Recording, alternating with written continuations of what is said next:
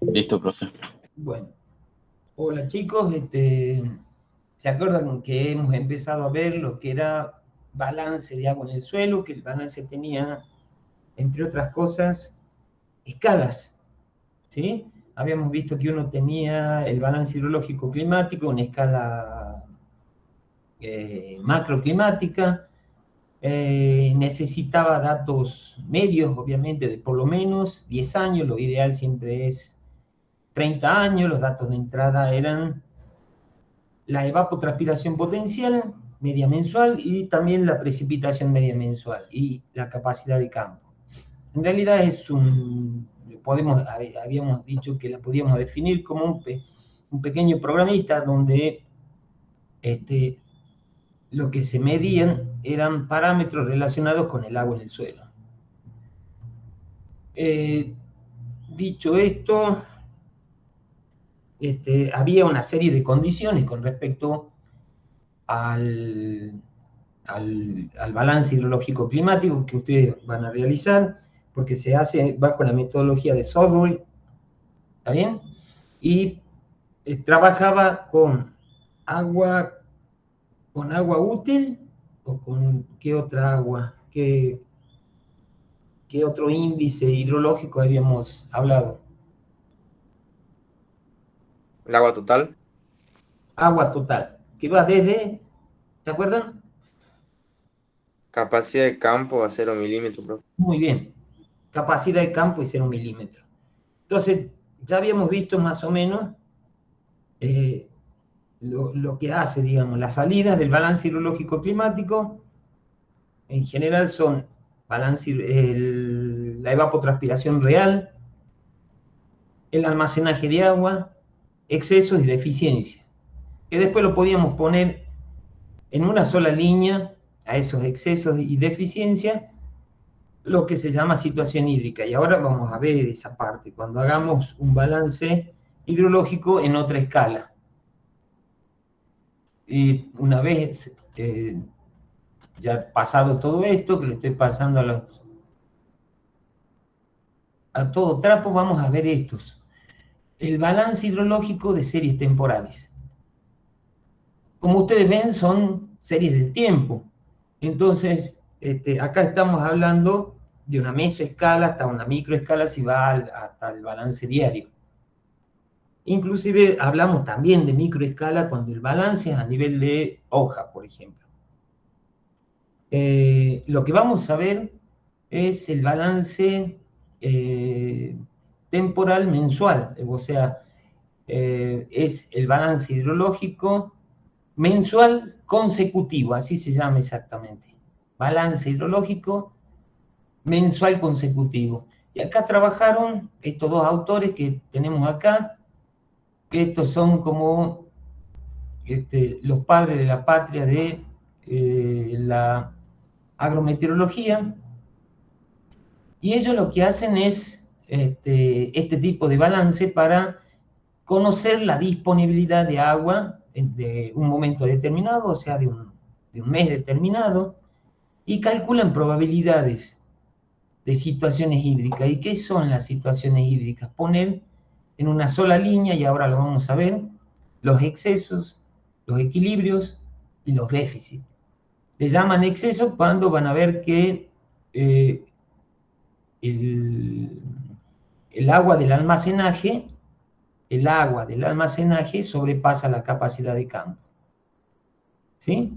Y déficit, cuando en este caso se llega, desgraciadamente, nosotros podríamos poner un límite, ya le estamos poniendo al límite, que sería bueno que pase el punto de Marchite, pero en este caso llega hasta cero también. Y equilibrio es cuando el valor es cero, o sea, el agua almacenada se mantiene respecto al mes anterior. Hasta ahí conoce la disponibilidad de agua y calcula probabilidades de situaciones hídricas. Entonces, para esto, la entrada va a ser distinta, la entrada de información. Y ya les demostré el programa. que se acuerdan que les hablé del programa de Excel que tienen acá. Se utilizan series de tiempo de precipitación y de evapotranspiración mensuales de por lo menos 30 años o más. ¿Tá? La escala que se puede trabajar es la mensual, la semanal, cada 10 días, o la diaria. Acá les puse esta frase que dice: a medida que aumenta la escala de tiempo, mayor es el error de estimación. ¿Por qué? Porque la precipitación justamente es, cuando hacemos un balance hidrológico climático, la precipitación que utilizamos es la media. El problema si hablamos de estadística nada más, es que la media esconde los valores extremos. Entonces, ahí se está incurriendo en un error de estimación del agua en el suelo. ¿Sí? Pero si vamos haciéndolo cada vez en una escala más chica, ya sea mensual hasta la diaria, vamos haciéndolo más exacto al balance.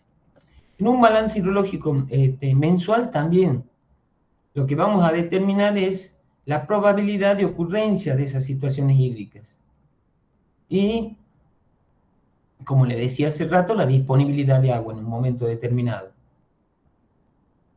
Es simple hasta ahí, o sea, una vez que tienen los datos, acá solamente lo van a ingresar a los datos y van a tener directamente las salidas, que es lo que me importa que ustedes interpreten. En los resultados del balance hidrológico mensual, lo que hacen para poder, digamos así, después calcular y graficar especialmente, es aplicar lo que se denominan percentiles. ¿Alguien se acuerda de qué es eso?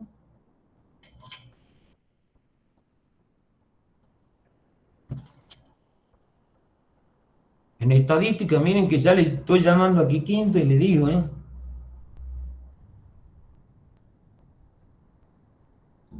¿nadie? Es una medida de estadística de posición. Muy bien, muy bien.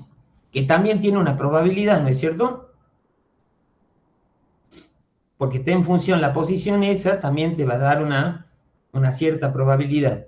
Bueno, y lo que se hace es, una vez que salen, a ver, si tienen 30 años o más, significa que van a hacer 30 balances, por lo menos. ¿Está bien?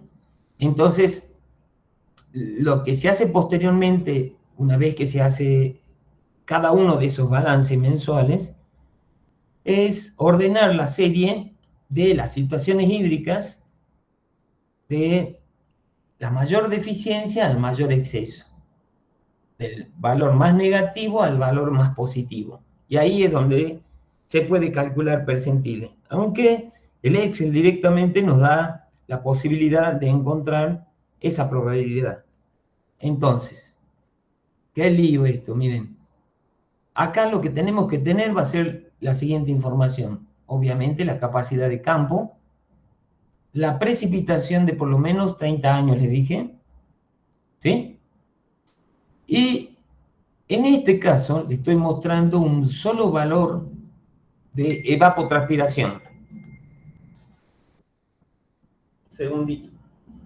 Un solo valor de evapotranspiración. ¿Y por qué se está mostrando o se utiliza en el caso del balance hidrológico seriado un solo valor de evapotranspiración? Si yo les dije hace rato que tiene que utilizarse tantos valores de evapotranspiración como precipitación tengamos. Porque resulta que la precipitación es muy variable, o sea que a esta no podríamos poner un valor medio a la precipitación. Pero en el caso de la evapotranspiración potencial que tenemos que utilizar, se puede llegar a utilizar un solo valor que es la media de esos 30 años, y se calcula con este valor el balance y este valor de precipitación del año 74, del año 75, del año 76, con este valor de evapotranspiración. Y como tiene poca variabilidad, este valor de evapotranspiración,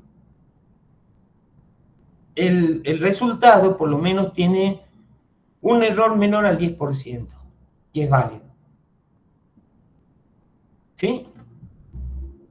Entonces podemos utilizar este tipo de balance que ya les estoy mostrando cuando ustedes lo bajen a este balance, porque ustedes van a tener que hacer un informe, ¿sí? Cada 3, y ya para lo antes posible, después del parcial, tienen que mandar o dejar en el UNJU virtual, o no sé, vía mail, como ustedes quieran, el grupo que van a hacer, cada 3 personas, ¿sí? Porque van a hacer un informe de un balance hidrológico climático, de un balance hidrológico diario, y posteriormente un balance hidrológico, ¿qué dije? Climático, mensual y diario, para ver el distinto comportamiento que tiene, y lo que me importa es que interpreten este asunto. Tienen que hacer un informe. ¿Sí? Otro tipo de balance que ustedes tienen, que lo tienen en esa planilla Excel, es, ustedes van a poner acá la temperatura media, van a poner el valor de latitud y el valor de la precipitación. Todo cuando falta el valor de la precipitación, ¿sí? Cuando no ha llovido nada, se pone la sigla SD, sin dato. En cambio, como ustedes ven, preguntarán, pero acá hay un 0 también. El 0, si está bien tomado toda esta información, significa que hubo precipitación, pero fue menor a 0,1 milímetro. ¿Se dan cuenta? Con este tipo también de balance, lo que estamos haciendo al ingresar la temperatura, estamos calculando año por año la evapotranspiración para compararla después con la precipitación y hacer el balance. Entonces tienen la temperatura y el dato de latitud, que con el dato de latitud, ¿qué es lo que estamos teniendo? ¿Qué tipo de evapotranspiración? ¿Cuál es la metodología de la evapotranspiración con la que calculamos? Si estamos solamente utilizando 2 parámetros. Temperatura media mensual y la latitud. ¿Cuál es la metodología de balance que utiliza eso? ¿Penman o cuál? Thorweight. Muy bien, Thorweight.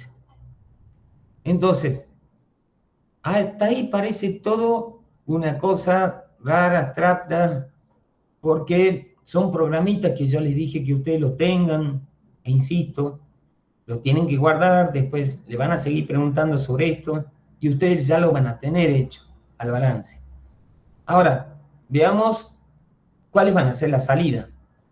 La salida, directamente, cuando terminen de hacer el balance hidrológico, van a ser estas. Van a tener valores negativos, valores 0 y valores positivos. En este caso, esta localidad, lo que me dice que en general, en estos meses, todo lo amarillo, ¿sí? Hay deficiencias. Entonces, directamente el programa le da valores negativos cuando existen deficiencias de agua. Y en este caso, lo que está pintado en azul son excesos de agua. Entonces, para poner tanto la línea de excesos como la de deficiencia y de equilibrio, lo que se hace es poner a los valores de deficiencia negativos, a los valores de equilibrio obviamente 0, y a los valores de, dije deficiencia, sí, negativos y los valores de exceso positivos. Por supuesto, tienen que tener la capacidad de campo de ese lugar. Esta es una localidad donde la mayoría, digamos, de los años tenemos deficiencia. Como ustedes ven, está pintado de amarillo y la pueden observar fácil. ¿Cómo es el asunto del balance hidrológico? ¿Cómo lo hacemos, digamos, en el Excel?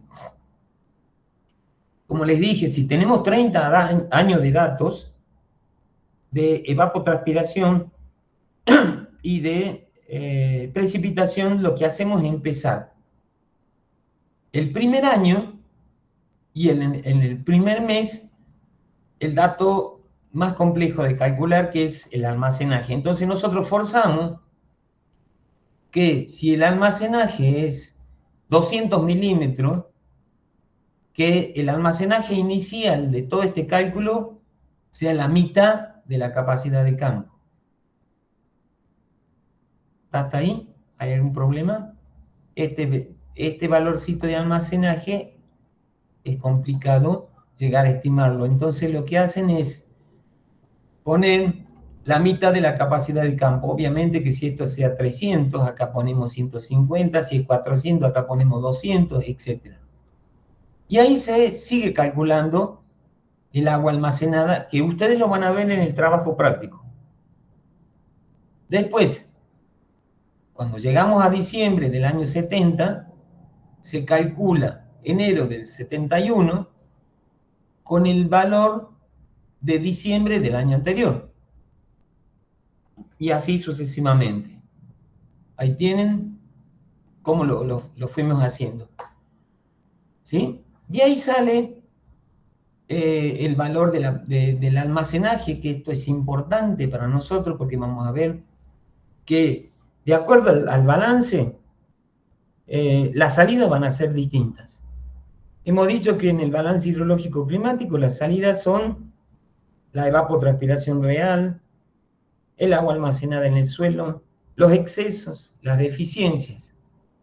Pero acá las salidas van a ser probabilidades de situaciones hídricas. Y como les decía, miren, cuando vamos calculando y ponemos situación hídrica, SH, significa situación hídrica. Me dicen si se lo ve, si no se lo ve. Entonces, si yo tengo un valor de exceso de 0 y un valor de deficiencia de 0, obviamente la situación hídrica va a ser 0. Pero si tengo un valor de exceso de 0 y un valor de deficiencia, miren que no tiene signo acá, de 5, y es deficiencia, se lo pone con valor negativo. Si seguimos calculando y vemos que tengo un valor positivo, como en este caso, tengo excesos de 38 milímetros y 0 de deficiencia. Por lo tanto, acá se pone con un valor positivo y esos son los excesos. Vamos a ver otro valor, no sé, en marzo del 72. Hay 26 de excesos y 0 milímetros de deficiencia. Por lo tanto, el valor es positivo. Acá lo mismo, y acá cambia ya la situación. Hay 0 de exceso y 2 milímetros de deficiencia, por lo tanto, el valor de situación hídrica va a ser negativo. Está hasta ahí cómo se pone la situación hídrica en una sola línea. Directamente lo que podemos decir es qué es la situación hídrica, entonces poner en una sola línea, en un solo parámetro, las situaciones de excesos, deficiencias y de equilibrio. ¿Sí? Y esto se va repitiendo, repitiendo, repitiendo. ¿Cuál es el valor entonces con que se inicia el balance hidrológico seriado o el mensual consecutivo? La mitad de la capacidad de campo. Y para calcular entre un año y otro, lo que se hace es utilizar el mes del primer año y continuar para el cálculo en el año siguiente con ese mes, con el mes de diciembre del año anterior. porque va a ser necesario tener en cuenta qué pasó con el mes anterior. Como hacemos acá, para calcular febrero, nosotros necesitamos el dato de enero. Para calcular marzo, nosotros necesitamos el dato de febrero. ¿Sí? Esto, ustedes van a aprender una metodología en el trabajo práctico. Sin embargo, ya lo demás ya lo van a tener hecho. En el caso del balance hidrológico seriado. Una vez que tienen esto, lo que sale es estas líneas por año. ¿Qué es lo que me está diciendo acá? Acá hubo 0, ¿qué significa? Equilibrio. Febrero, equilibrio. Marzo, exceso. Muy bien. Abril, Deficiencia. deficiencia. Mayo, deficiencia. Junio, deficiencia. Y así sucesivamente. Vamos a otra línea. Enero, Exceso. febrero, bien. Exceso. Deficiencia. Deficiencia. Equilibrio. Muy bien. ¿Está bien hasta ahí? Sí. Bueno, eso es lo que se Sí, saca. profe. ¿Ven? Se ha sacado la situación hídrica en este caso. Una vez que han sacado la situación hídrica es ordenar la mayor deficiencia, o sea, del valor más negativo. ¿Cuál sería? El valor más negativo, posiblemente 36, menos 36. ¿Sí? Al valor del mayor exceso. Se ordena desde el más negativo al más positivo. Este seguramente sería el último, ¿sí? Utilizando el sistema de posicionamiento que tiene el percentil, que nos da el percentil. Obviamente que acá yo les decía que utiliza la probabilidad. Esto directamente ustedes lo pueden calcular con el Excel, ¿sí? De todos modos ya lo van a tener acá listo para hacerlo. Y la probabilidad no va en porcentaje, sino es un valor que va entre 0 y 1. Entonces, la probabilidad de 1 milímetro va a ser, acá van a tener que poner 0,01. La probabilidad del 10% va a ser 0,10. La probabilidad del 23% va a ser 0,23. La probabilidad del 47% va a ser 0,47. ¿Está claro?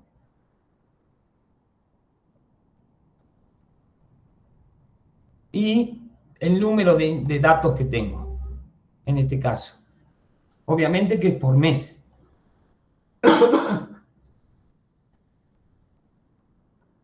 Una vez que se realizan todos esos cálculos, y acá tienen la probabilidad, esta va a ser del 3,5, esta va a ser del 4, del 5, del 10%, del 15%, del 20%, y van a tener un valor de posicionamiento de situación hídrica.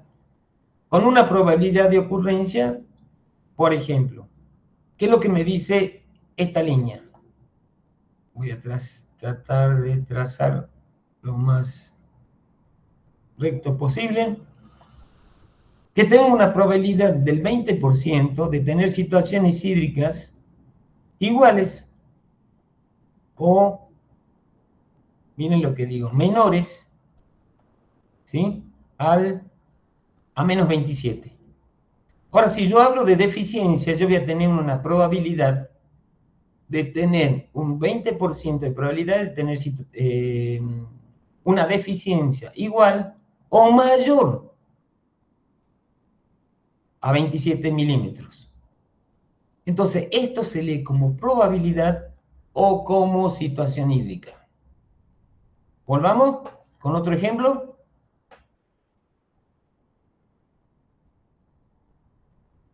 Sí, profe. Vamos a al 10, ¿sí? Al 10%. Entonces, ¿Quién se anima a leer esto? Tengo un 10% de probabilidad para el mes de enero de tener deficiencias iguales o mayores a...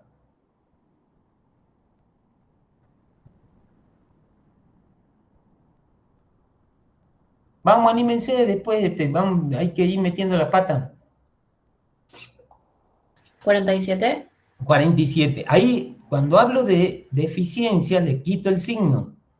Pero puedo decir, tengo una probabilidad del 10% de tener situaciones hídricas iguales o menores a 47 milímetros, porque todos estos son milímetros, es agua almacenada en el suelo. ¿Sí? ¿Quién me dice este valorcito?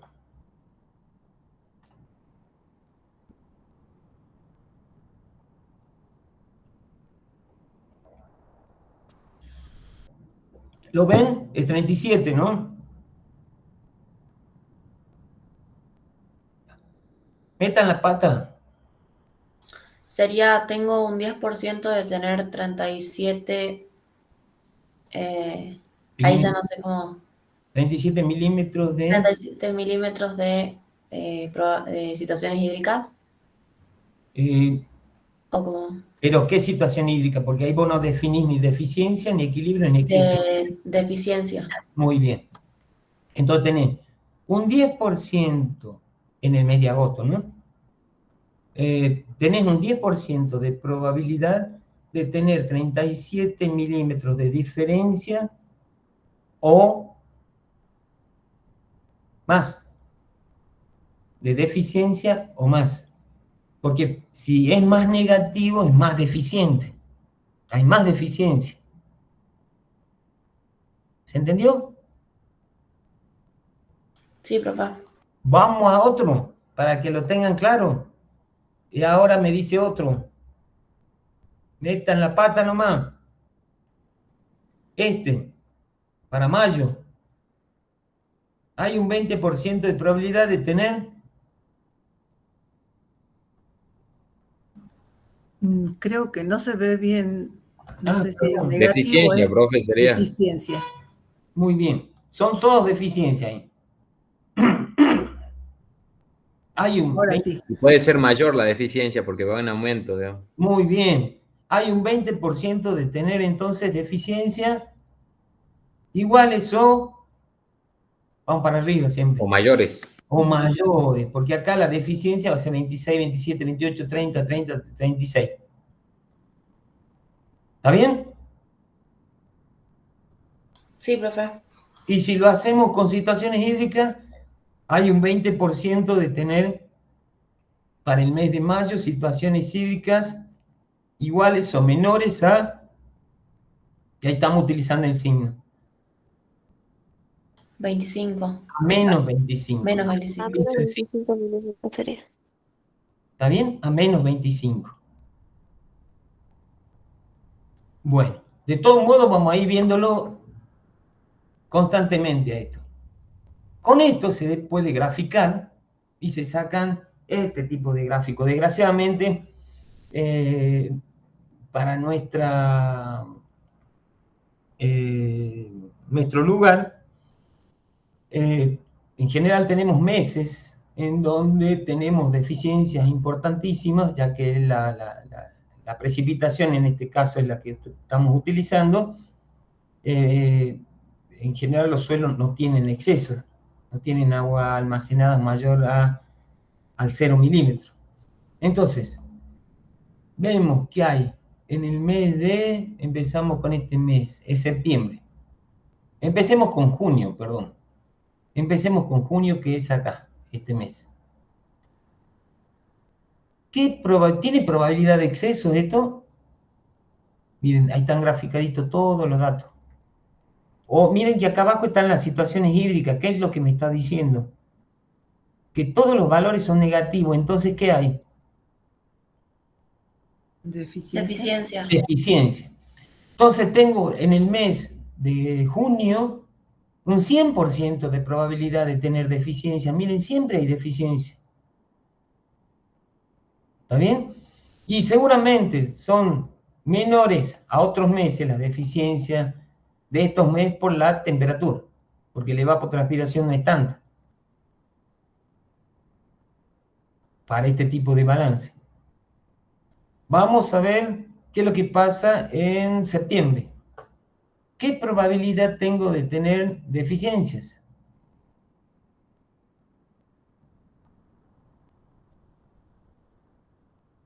El 100% sería. El 100%. ¿Sí? Veamos para el mes de diciembre ya. Y esto estoy hablando de un cultivo más o menos, si se puede hacer un barbecho de lo que le llamamos un cultivo de invierno. ¿Sí? Más o menos se puede sembrar en junio y cosechar en diciembre. Y lo que ocurre son estas situaciones, o sea, que al implantar tendrían que regar,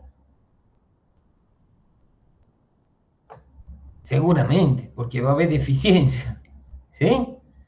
En la época de mayor requerimiento del cultivo, si se da, qué sé yo, un cereal invernal, ¿qué es lo que va a pasar con la floración, por ejemplo?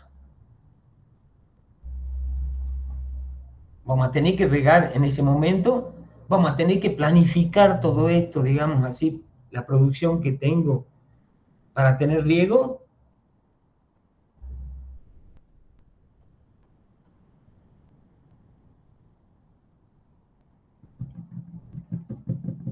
Sí, porque tengo deficiencia hídrica. Muy bien.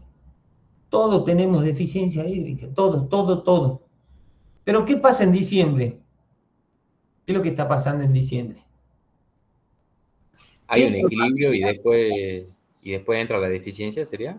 ¿Cómo? ¿Hay? Como que hay un equilibrio y Equilibrio. después tenés una Muy bien, deficiencia. muy bien. Entonces, tenemos, ¿qué probabilidad de tener deficiencia? Desde acá, ¿no es cierto?, para abajo. Entonces tenemos más probabilidad de tener deficiencia, casi un 70%, no sé cuál es este valor, creo que es 68%, ¿sí? Un 68%, 70% le pongamos, 70% de tener deficiencia y un 30% de tener... Equilibrio. Equilibrio. ¿Se entendió? Sí, profe. Sí, profe. Bueno, vamos a ver en el caso del balance hidrológico diario. El caso del balance hidrológico diario, miren, con el anterior se planifica mucho. Con el anterior es lo que estaba diciendo la compañera de ustedes. Como ven esas situaciones de deficiencias hídricas y que son tan grandes, lo que ocurre es que yo voy a tener, si hago, no sé, alguna producción de invierno, para estas latitudes, para nuestro lugar, vamos a tener que planificar de tener agua, que haya riego. ¿Sí? Para eso se hace todo este tipo de balance, para eso es que les pido que lo guarden. Entonces, cuando salen ya con los gráficos, uno se puede dar cuenta bastante mejor, pero de todos modos con los datos de situaciones hídricas también. No sé si se sienten los tambores, pero está pasando una protesta en este momento. Así que si le hace mucho ruido, me dicen. Sí, acaba de pasar también por acá. Sí, Sí. Bueno, cambiemos la escala. Hablemos del balance hidrológico diario. El balance hidrológico diario utiliza datos, obviamente, de precipitación diaria. La evapotranspiración se la tiene que calcular día a día. Entonces, en general lo que se hace es un cálculo de alguna metodología que calcule la evapotranspiración día por día. ¿Está bien? En general se utiliza Penman, en este caso, si se la tiene. Si no, algún otro método, como Hargreaves-Samani, etc. No quiero hacer más hincapié, digamos, porque ustedes van a ir conociendo todas las metodologías de cálculo de la evapotranspiración a medida que vayan leyendo, digamos así, estas presentaciones o la parte que tienen en los apuntes, que les dejamos ahí. Las constantes hídricas, por supuesto, tienen que también tenerla. ¿Qué significa? Capacidad de campo y, si es posible, en este caso, puntos de marchitez.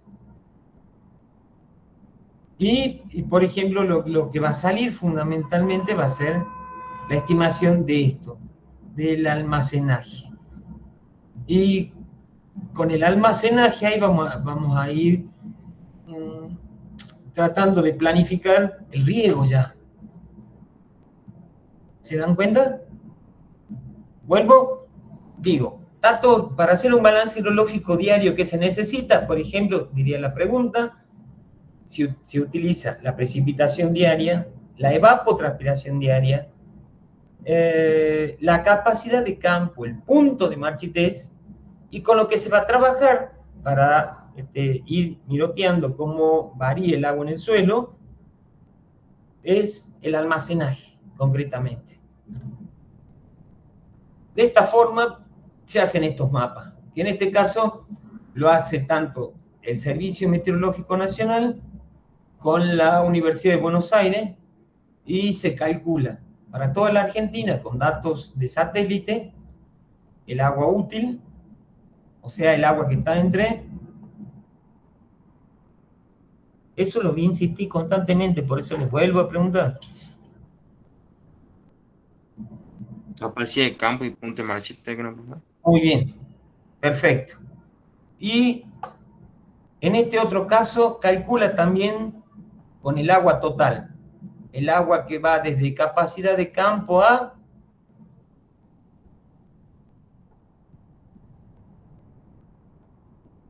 Vamos, se animen.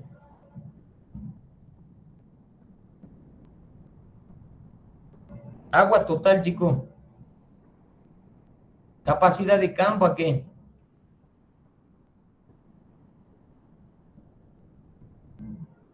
¿Punto de marchitez, no, profe? No, es el agua útil. Acá lo has dicho recién. 0 milímetros, habían dicho. 0 milímetros. 0 milímetros. Agua útil, capacidad de campo y punto de marchitez. Y punto de marchitez. Agua total, capacidad de campo y 0 milímetros. ¿Sí? Entonces, lo que estamos viendo, obviamente, que va a haber menos deficiencia en el caso del agua total respecto a la cantidad de agua que va a quedar si hablamos de agua útil. Este es con datos de satélite. También se hace este tipo de información con datos en superficie, que es menos cantidad de información, ¿sí? Por eso no tiene el detalle a lo mejor de este. Esas son las salidas con las que puede uno ver tanto en la página de la UBA o en la página del INTA. ¿Sí? Esas son las dos páginas donde ustedes van a ir viendo y que pueden ir utilizando esta información. Ahora, para molestarnos un poco más, solamente no, es para decirles que el balance, los tipos de balance, miren, ¿se acuerdan que cuando empecé a dar balance yo decía que los tipos de balance variaban de acuerdo a que si eran, a cómo se trataba el suelo? Entonces, hay otro tipo de balance que le denominan balance modulado, y es un balance que lo hicieron estos dos autores, Holmes y Robertson, y que tienen otro tipo, digamos así, de estructura en el cálculo. Pero este es para que tengan idea nada más. Lo que vamos a usar específicamente son climático, el balance hidrológico seriado, el mensual, y el balance hidrológico diario. ¿Sí? Pero esto es para que tengan idea que cada vez se está tratando de hacer más compleja para saber la cantidad de agua que tiene el suelo. En el caso de estos tipos, lo que han hecho es decir yo tengo un suelo que lo voy a dividir por horizonte, ¿sí? Y voy a trabajar en cada uno de esos horizontes con el agua útil solamente. Entonces, lo que hace es hacer que cada una de estas capas sea independiente casi de la otra, cosa que no es cierto. Entonces, en el caso de Holmes y Robertson, una vez que se ha llenado la primera capa de suelo, recién va a pasar a la otra capa de suelo el agua, recién va a pasar a la otra capa una vez que se llenó la segunda y así. Pero no trabaja con agua total como lo que hemos visto hasta hace rato. Trabaja con agua útil. Porque en el caso del balance hidrológico climático, solamente trabaja hasta con agua total. Y en el caso de Holmes y Robertson, trabaja con agua útil. El agua que va a ingresar, como les dije, va llenando capa por capa. El agua que se va a ir por evapotranspiración lo hace de la misma manera. Esa es otra forma de trabajar. La primera capa evapotranspira un 100% de lo que le pide la atmósfera. La segunda capa evapotranspira un 50% y así, en ese porcentaje que tienen acá. Hay otros tipos de balances donde solamente utilizan 2 capas, y eso lo utilizan mucho los norteamericanos para calcular sequía. Y ese balance se lo denomina de Palmer. Utilizan 2 capas y también trabajan con agua útil, para que tengan una idea. Ahora, les dejo, miren lo que son los tipos de balance que hay. Aquí está el modulado que les dije recién, pero ya ha sido reformado. Sigue trabajando Robertson y lo hace con Bayer. Otro que le llama versátil, el de Palmer. El seriado que hicieron, que les mostré, de que lo habían modificado Pascal y Damario. Hay uno que ha hecho un brasilero, otro que hizo la uva. ¿Está bien? Pero eso es para darle un pantallazo de la cantidad de balances que hay. Y en general lo que se hace con estos tipos de balance es determinar la fuerza con la que está retenida el agua en el suelo por las partículas. La fuerza con la que está retenida el agua en el suelo con las partículas. No es lo mismo que también hay otros tipos de balance donde determinan qué capacidad tiene la planta de absorber esa agua. Esa es la diferencia, pero esas son inclusive hasta más difíciles de estimar. ¿Existen formas de medir el agua en el suelo? Sí. El agua en el suelo se puede medir, ustedes lo van a ver también esto en otra materia, y es bastante intrigante, bastante lindo es esta parte del agua en el suelo, cuando hagan la materia que corresponde. Uno de esos métodos se llama el método gravimétrico. El método gravimétrico resulta de sacar una muestra del suelo, ponerla en un recipiente, que en general obviamente es de aluminio, de lata, de algún metal, porque eso después se lleva a estufa, se seca, obviamente antes lo tenés que pesar, y una vez que lo has secado lo tenés que volver a pesar. Lo que estás obteniendo es el agua en peso, ¿sí?, que tenía en ese momento el suelo. Ese se lo denomina método gravimétrico, peso, diferencia de peso. Creo que se los dije la vez pasada que cuando se seque el suelo, la temperatura no tiene que pasar los 105 grados, porque si no, el problema que hay es que se desnaturalizan las proteínas que tiene el suelo. Otro método que se utiliza mucho es, especialmente en las zonas de riego, es el tensiómetro, que calcula en cierta forma la fuerza con que está reteniendo el agua en el suelo. Si está reteniendo con mucha fuerza, quiere decir que está más seco. Si está reteniendo con menos fuerza, quiere decir que está más húmedo. Lo mismo que pasa lo que va a entregar el suelo, ¿sí? Lo que va a entregar el suelo si estamos a capacidad de campo o si estamos a punto de marchitez. Si estamos a punto de marchitez, va a entregar menos. Si estamos a capacidad de campo, va a entregar lo que le pide la atmósfera. Entonces, utilizan un instrumento especial que a mí me gustaría que lo googleen, como es el nuevo verbo, y por lo menos tengan una idea cómo es el aparato. Y por último, algo más sofisticado, pero también un poquito más peligroso, son lo que se denominan las sondas de neutrones. Las sondas de neutrones, que tuve la posibilidad de trabajar con eso, son aparatos grandes, que el problema es que emiten radiación, ¿sí? Y lo que hacen es, a ver si tenemos una idea, es bombardear los hidrógenos, especialmente del agua,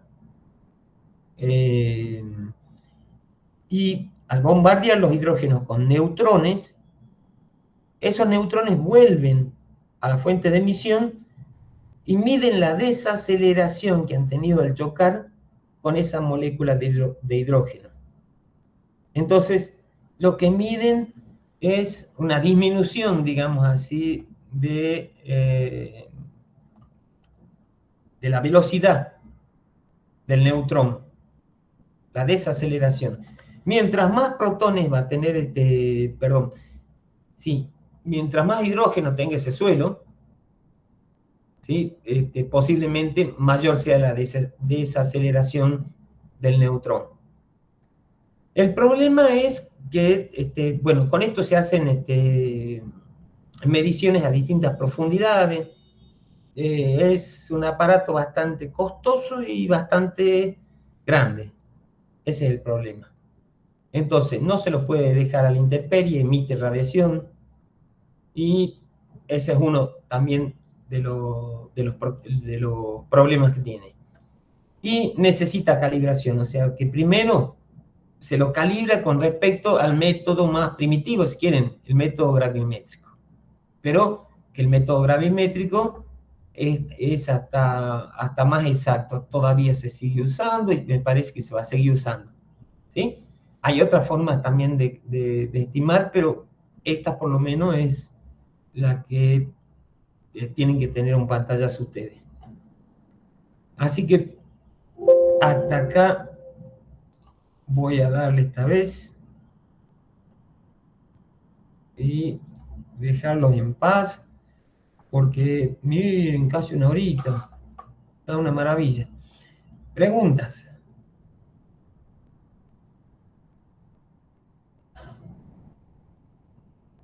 Por ahora ninguna, profe. Bueno, está bien.